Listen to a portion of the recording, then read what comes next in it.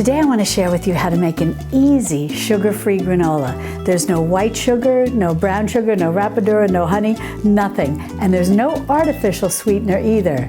It's just crunchy, sugar-free granola, and it's easy to make and very tasty. Hi sweet friends, I'm Mary and welcome to Mary's Nest, where I teach traditional cooking skills for making nutrient-dense foods like bone broth, ferment, sourdough, and more. So if you enjoy learning about those things, consider subscribing to my channel. And don't forget to click on the little notification bell below. That'll let you know every time I upload a new video. Now the ingredients for this are very simple. You're going to want 1½ cups of old-fashioned oats. Now these are just regular old-fashioned oats. You can also use sprouted old-fashioned oats if you want. Now in a previous video we talked about, do we need to soak grains, do we not need to soak grains, and so on and so forth, or soak and sprout them, and so on and so forth. And it really boiled down to what was your genetic makeup, your ancestral background, and bottom line is what agreed with your digestive system. Now for me, I don't need to have soaked and sprouted oats. These agree with me just fine. But if you do need sprouted oats, they are able to be purchased, which makes your life a little easier. And the reason is that you may want to search them out to buy, and I think one of the companies that sells them is the To Your Health Sprouted Flour Company, is because to make soaked and sprouted and then oats of this way, flaked oats, is not easy. You'd have to have your oat groat, you'd have to soak it, you'd have to sprout it, then you'd have to dry it, and then you need a special type of machine that can flake it like this. So if you find that regular old-fashioned oats don't agree with you, you can certainly use the sprouted old-fashioned oats. They work exactly the same as the regular old-fashioned oats. And I'll be sure to put a link in the description below as to where you can find them. So 1.5 cups of your old-fashioned oats, and then the next thing you're going to need is a teaspoon of cinnamon. Now you can use any seasoning that you want for this. I'm going to use cinnamon because I just think it works so beautifully in a granola type recipe, but you could use part cinnamon and nutmeg, allspice, whatever you want. You could be very creative. But whatever spice you want 1 teaspoon for this amount. And the next thing you're going to want is 1/2 cup of the mix-ins. And again, you can go with anything you want. I've got some currants in here to add a little natural sweetness, but you don't need to put any dried fruit in at all. You could do 1/2 cup of nuts. And these are, I have in here chopped pecans, and I've got some coconut, and as I said, the currants. You could do all coconut, you could do all chopped nuts, you could do seeds, you could do pumpkin seeds would be really nice. You could cook and then dry and toast some quinoa if you wanted to get really creative and put that in. There's a lot of different things you can do.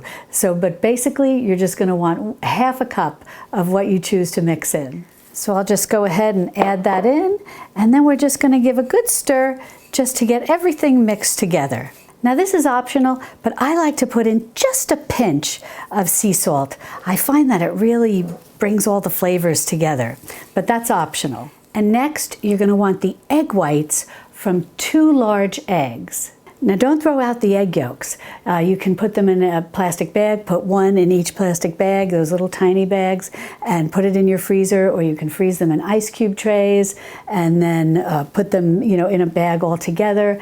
Whatever the case may be, don't throw them out, or you can even just cook them right at that moment and enjoy them.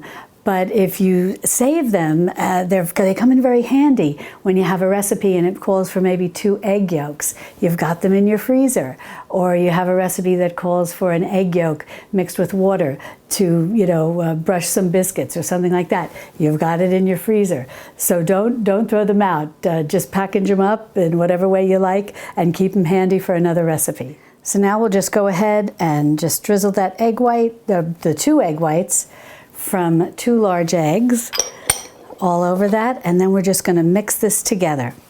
And then I'm going to show you the 2 different ways that you can prepare this to get this ready for your oven. You can just spread it across this pan, or you can bake it in little dollops. that make almost like little clusters that are a lot of fun to not just eat as a granola cereal, but to use as toppings on ice cream and other things like that. So it's very, or even on yogurt, or so they're very cute when you do them like that. But you just want to mix your egg white very well. You want to make sure everything, or the egg whites, you want to make sure that everything is well coated. And also, at the very beginning when you start this process, you want to make sure that you preheat your oven to 350 degrees Fahrenheit.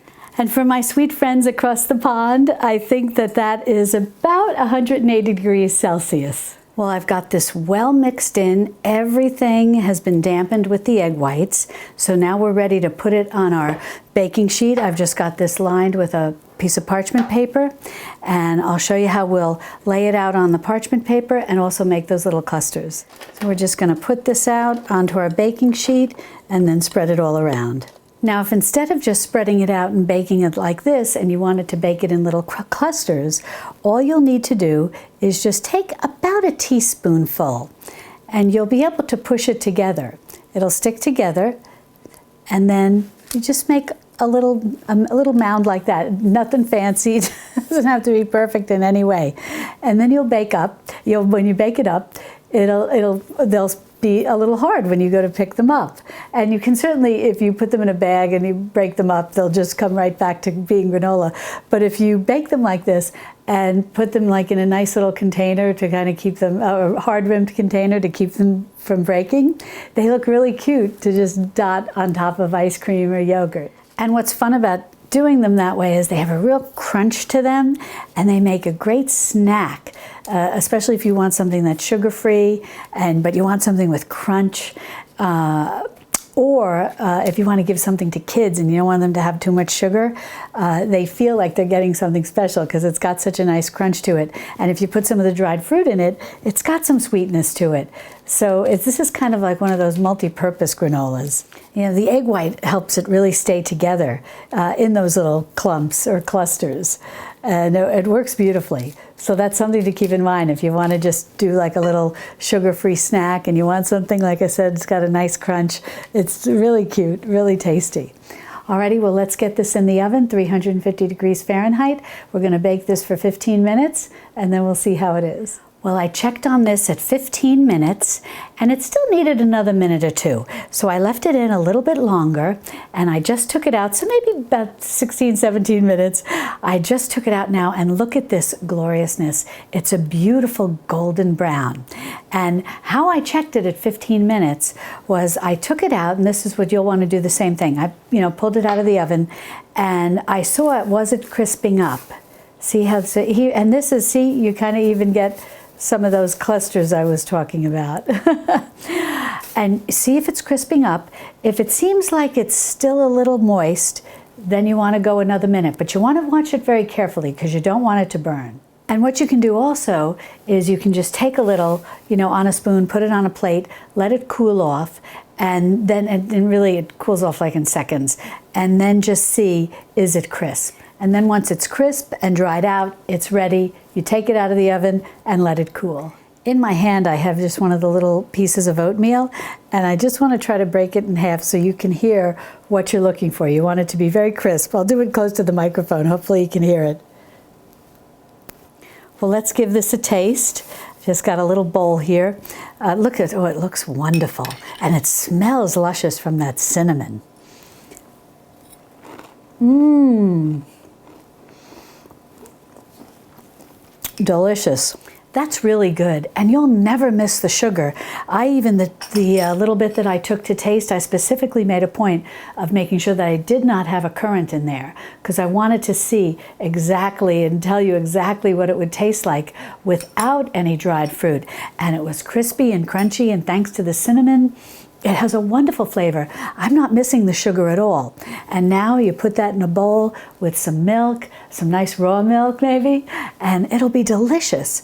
And the other option is, sprinkling it on top of granola, sprinkling it on top of ice cream, just eating it as a snack. Now what I like to do is store this in an airtight jar.